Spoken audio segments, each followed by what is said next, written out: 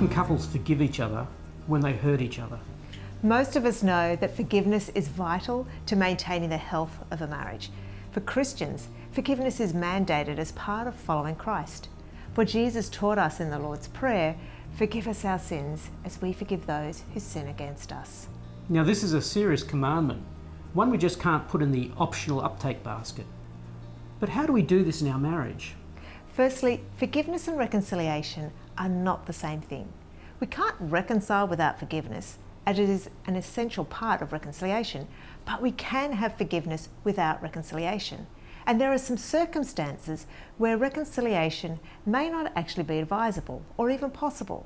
For example, if a spouse has been dangerously abusive or has a serious mental illness or is otherwise unable to communicate, such as being deployed, for example. Reconciliation necessarily involves both spouses, whereas forgiveness can be undertaken by each spouse privately.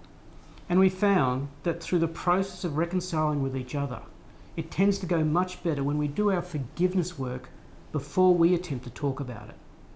We're less reactive and more able to listen and to hear the other's point of view if we've taken some steps towards forgiving them before we have that conversation. It also helps to understand what psychology has helped us recognise, that forgiveness often takes place in stages. The first stage is called decisional forgiveness. It is something we choose to do. It is a willful act. Often that is easier to do when we take the time to recognise that the hurt we experienced was not the intention of our spouse. Pray, inviting Jesus to help us take this generous, willful step. The second step is emotional forgiveness. And this is the process of healing our broken heart, when we start to feel less wounded, less damaged by the incident. Sometimes it happens spontaneously or instantly after decisional forgiveness, and sometimes it takes a little longer.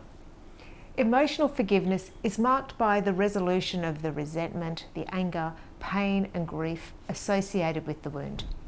Ultimately, emotional forgiveness is profoundly freeing and enables us to love the other without that crippling fear that disrupts us. If we can learn to reflect and forgive, then the process of reconciliation between us is an order of magnitude easier.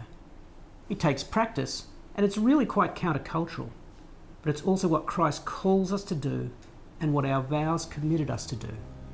It also makes marriage a darn sight easier.